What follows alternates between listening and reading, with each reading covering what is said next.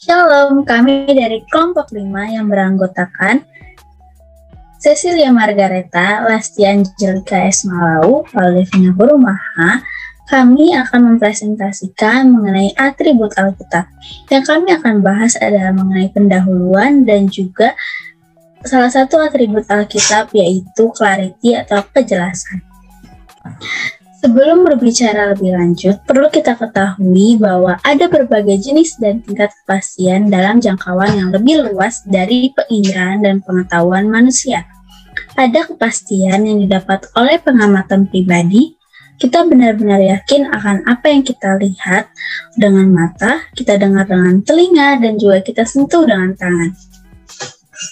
Selanjutnya, ada juga intuitif, yaitu jenis kepastian yang berdasarkan organisasi khas pikiran kita, muncul secara otomatis dan spontan tanpa paksaan apapun sebelum semua refleksi rasional.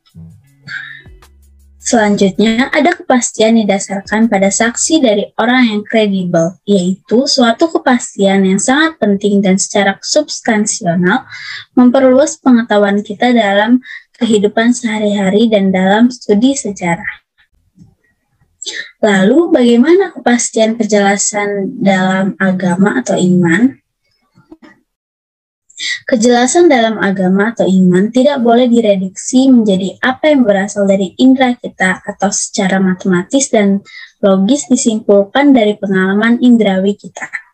Keberadaan Tuhan tidak bisa menuntut atau menurut definisi, ditampung oleh indera dan penalaran kita.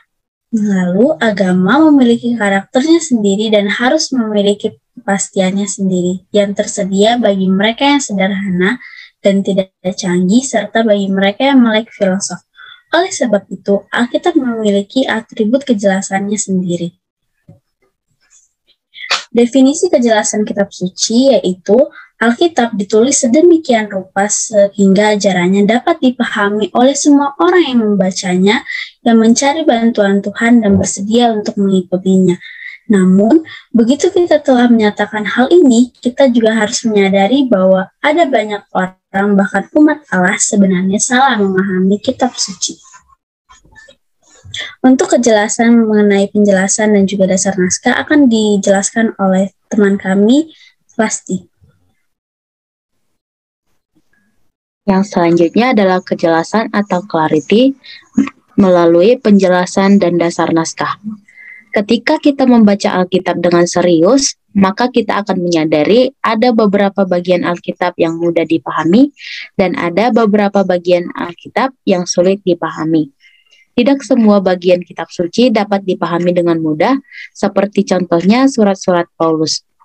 Namun ada persepsi yang salah jika kita berpikir bahwa sebagian besar kitab suci atau kitab suci secara umumnya sulit untuk dipahami.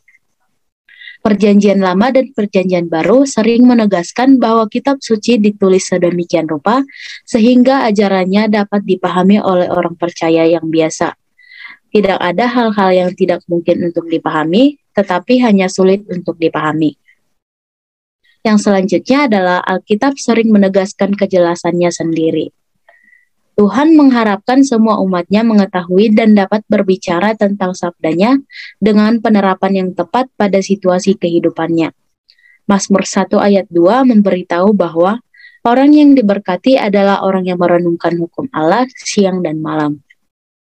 Karakter kitab suci kejelasan ini dikatakan sedemikian rupa sehingga orang yang sederhana sekalipun dapat dengan bijak memahami dengan benar dan menjadi orang yang bijaksana. Orang sederhana di dalam hal ini bukan berarti hanya orang yang tidak memiliki kemampuan intelektual, tetapi orang yang tidak memiliki suara penghakiman, yang rentan untuk membuat kesalahan, dan yang mudah disesatkan. Firman Tuhan begitu dapat dimengerti dengan jelas, sehingga orang yang seperti ini pun dapat dibuat bijaksana olehnya. Sebagian besar surat Perjanjian Baru ditulis bukan untuk para pemimpin gereja, tetapi untuk seluruh jemaat. Seperti contohnya di dalam 1 Korintus 1 ayat 2, Paulus menuliskan kepada jemaat-jemaat yang di Korintus, dan juga di dalam Galatia 1 ayat 2, Paulus juga menuliskan kepada jemaat-jemaat di Galatia. Hal ini mengasumsikan bahwa pendengar akan memahami apa yang dia tulis dan dia mendorong untuk membagikan surat-suratnya kepada gereja-gereja lain. Paulus juga di dalam kitab 2 Korintus 1 ayat 13-14 memberitahu jemaat Korintus, kami tidak akan menulis apapun kepada kamu selain apa yang dapat kamu baca dan pahami. Dan kemudian Paulus juga menambahkan, dan aku harap kamu akan memahaminya sepenuhnya seperti yang telah kamu pahamkan sebagiannya dari kami. Tetapi penambahan pada pernyataan pertamanya tidak meniadakan penegasan tentang kejelasan dari apa yang telah ia tuliskan, tetapi mendorong jemaat Korintus untuk rajin mendengarkan kata-kata Paulus dengan seksama, agar pemahaman parsial mereka dapat diperdalam dan juga diperkaya. Yang selanjutnya adalah bukti naskah Alkitab. Yang pertama itu tertulis di dalam Mazmur 119 ayat 130. Firman Tuhan mengatakan, bila tersingkap, firman-firman-Mu memberi terang, memberi pengertian kepada orang-orang bodoh. Dan juga di dalam Mazmur 19 ayat 8 dikatakan bahwa Taurat Tuhan itu sempurna, menyegarkan jiwa. Peraturan Tuhan itu teguh, memberi hikmat kepada orang yang tak berpengalaman. Yang selanjutnya adalah kualitas moral dan spiritual yang dibutuhkan untuk kebenaran memahami. Penulis Perjanjian Baru sering menyatakan bahwa kemampuan untuk memahami kitab suci dengan benar merupakan kemampuan moral dan spiritual, bukan kemampuan intelektual. Meskipun para penulis Perjanjian Baru menegaskan bahwa Alkitab sendiri ditulis dengan jelas, namun mereka juga menegaskan bahwa itu tidak akan dapat dipahami dengan benar oleh mereka yang tidak mau menerima ajarannya. Di dalam 1 Korintus 2 ayat 14 dikatakan bahwa orang yang tidak rohani tidak menerima karunia dari Roh Allah, karena itu adalah kebodohan baginya. Dan ia tidak dapat memahaminya karena hal itu hanya dapat dinilai secara rohani. Bukti-bukti lain juga dapat dilihat di dalam 2 Korintus 3 ayat 14-16 dan juga di dalam 2 Korintus 4 ayat 3-4 dan lain sebagainya. Kitab suci dapat dipahami oleh semua orang yang tidak percaya yang akan membacanya dengan tulus mencari keselamatan, dan oleh semua orang percaya yang akan membacanya sambil mencari bantuan Tuhan di dalam memahaminya. Yang selanjutnya akan dijelaskan oleh Cecilia. Nah, seperti yang kita ketahui bahwa ada banyak orang yang salah memahami kitab suci. Penyebabnya ada dalam diri manusia itu sendiri. Kita tidak pernah mendengar Yesus mengatakan sesuatu seperti ini. Saya melihat bagaimana masalah Anda muncul, kitab suci tidak menjelaskan begitu jelas tentang hal itu. Kesalahan untuk salah paham terhadap ajaran kitab suci tidak ditempatkan pada kitab suci itu sendiri, tetapi pada mereka yang salah paham atau gagal menerima apa yang tertulis. Seperti yang pada Matius 12 ayat 13 dikatakan, belum pernahkah kamu membaca? Dan pada Matius 12 ayat yang kelima dikatakan juga bahwa atau tidakkah kamu membaca dalam kitab Taurat bahwa ada hari-hari Sabat, imam-imam melanggar hukum Sabat di Bait Allah namun tidak bersalah. Dan yang ketiga itu ada dikatakan bahwa Yesus mengatakan kamu salah karena kamu tidak tahu kitab suci maupun kuasa Allah. Hal ini tertulis dalam Matius 22 ayat 29.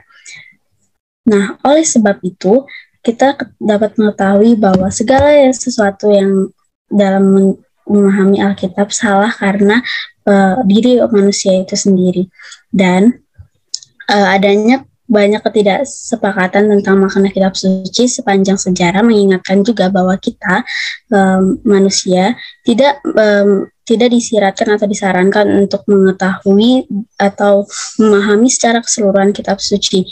Namun hal ini memberitahu kita bahwa ada sesuatu hal yang lebih penting, yaitu bahwasannya masalah selalu bukan terletak pada kitab suci, tetapi pada diri kita sendiri.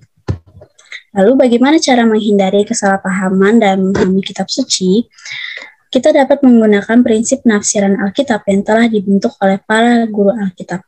Penafsiran ada dua tahap. Yang pertama, hermeneutika, yaitu studi tentang metode interpretasi yang benar. Dan yang kedua, eksegesis adalah proses penafsiran teks kitab suci kepada sebuah tindakan. Ketika seseorang mempelajari prinsip-prinsip interpretasi, itu disebut sebagai hermeneutika. Tetapi ketika seorang menerapkan prinsip-prinsip itu dan mulai benar-benar menjelaskan teks Alkitabiah, dia melakukan eksegesis. Selanjutnya kita akan membahas tentang dorongan praktis yang akan dijelaskan oleh Devi. Oke, yang selanjutnya mengenai dorongan praktis. Doktrin kejelasan kitab suci memiliki implikasi praktis yang sangat penting dan pada akhirnya sangat membesarkan hati.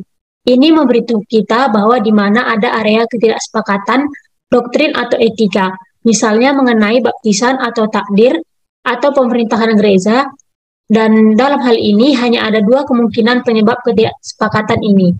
Yang pertama, di satu sisi, mungkin kita berusaha untuk membuat afirmasi di mana kitab suci itu sendiri diam. Dalam kasus seperti itu, kita harus lebih siap untuk mengakui bahwa Tuhan tidak memberi kita jawaban atas pencarian kita dan membiarkan perbedaan sudut pandang di dalam gereja. Hal ini terjadi pada pertanyaan yang sangat praktis, seperti metode penginjilan, gaya pengajaran Alkitab, atau ukuran gereja yang sesuai. Selanjutnya, yang kedua, di sisi lain, ada kemungkinan bahwa kita telah membuat kesalahan dalam interpretasi dari kitab suci. Ini bisa terjadi karena data yang digunakan untuk memutuskan pertanyaan interpretasi tidak akurat ataupun tidak lengkap, atau kekurangan pribadi di pihak kita, entah itu misalnya kesombongan pribadi, atau keserakahan, atau kurangnya rasa percaya diri, dan lain-lain.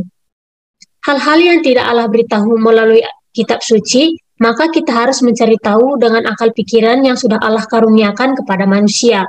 Tetapi karena pikiran manusia tidak stabil dan berbeda-beda pendapat, maka hal tersebut dicari tahu dan disimpulkan menurut pandangan masing-masing, sehingga timbul banyak pendapat. Maka untuk menuntun kita mendapat dorongan praktis, manusia harus mengakui bahwa mereka sudah jatuh ke dalam dosa dan menyandang sifat-sifat manusiawi seperti egois atau sombong. Perbedaan pendapat tentang doktrinal dan keterbatasan tidak boleh menjadi alasan bahwa kita tidak bisa mengerti isi Alkitab secara keseluruhan dan Alkitab tidak dapat dicerna akal pikiran dengan benar. Akibat manusia terbatas, maka manusia harus berserah kepada Tuhan dan meminta bantuan Tuhan melalui doa. Karena hanya melalui doa kita dapat berkomunikasi dengan Allah. Segala sesuatu pengetahuan yang manusia miliki, baik itu tentang doktrinal atau hal-hal Kristen lainnya, harus berpusat pada Alkitab. Karena sebagai umat Kristiani, otoritas kita adalah Alkitab. Dengan dorongan cara tersebut, kita dimampukan untuk memahami ketidaksepakatan doktrinal dan tidak menafsir di luar kebenaran Alkitab. Selain itu, kita juga tidak boleh berasumsi bahwa hanya orang-orang yang mengerti bahasa Yunani dan Ibrani atau orang-orang yang pernah belajar teologi yang hanya dapat mengerti isi Alkitab. Karena manusia tidak dapat berpusat kepada sesama manusia, tetapi manusia harus berpusat kepada penciptanya, yaitu Allah. Selanjutnya mengenai peran hamba Tuhan.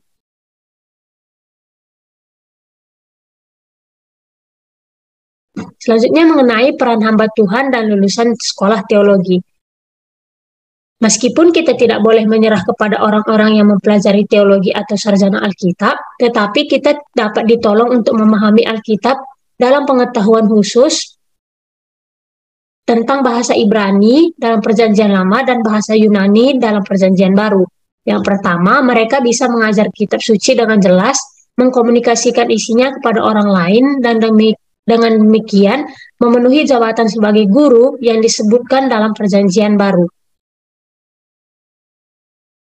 Yang kedua, mereka bisa membela ajaran Alkitab terhadap serangan oleh sarjana lain atau mereka yang memiliki pelatihan teknis khusus.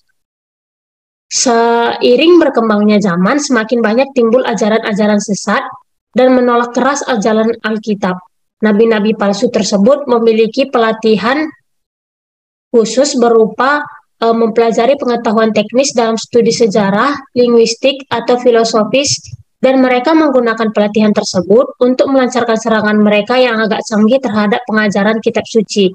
Namun, orang percaya dengan keterampilan khusus yang serupa dapat menggunakan pelatihan mereka untuk memahami dan menanggapi serangan semacam itu. Pelatihan semacam itu juga sangat berguna dalam menanggapi ajaran sesat dan sekte. Dapat kita baca pada Titus 1 ayat 9 yang berisikan,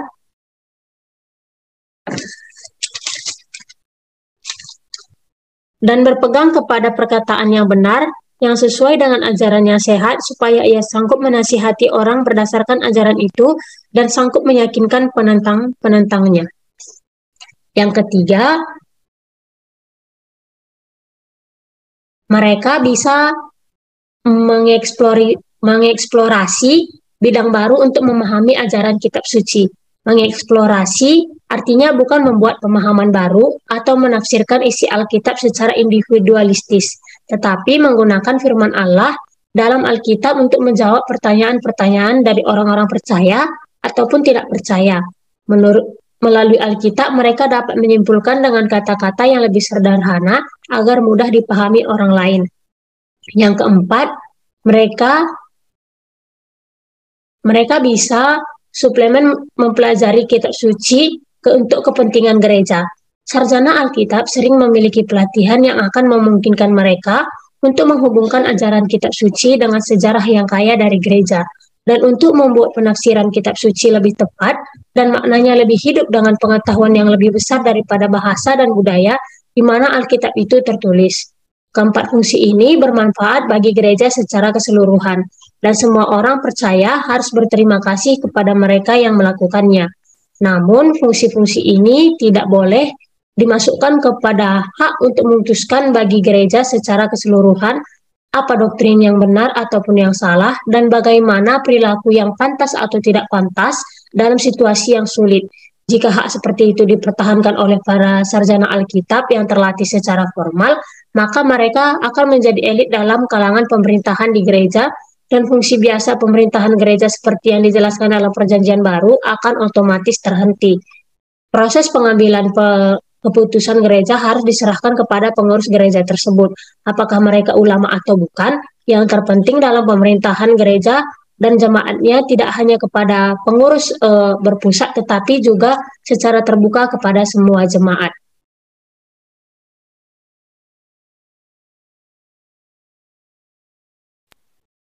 Kesimpulan yang dapat diambil dari materi ini adalah dengan adanya atribut kejelasan dalam Alkitab membuat semua orang yang punya keinginan untuk mencari keselamatan dapat mengerti isi firman Allah dengan sendirinya, tanpa harus memiliki latar belakang sekolah teologi terlebih dahulu. Namun, manusia telah jatuh ke dalam dosa, sehingga ada kemungkinan untuk salah memahami isi Alkitab. Kesalahan dalam memahami Alkitab sumbernya ada dalam diri manusia, bukan pada Alkitab.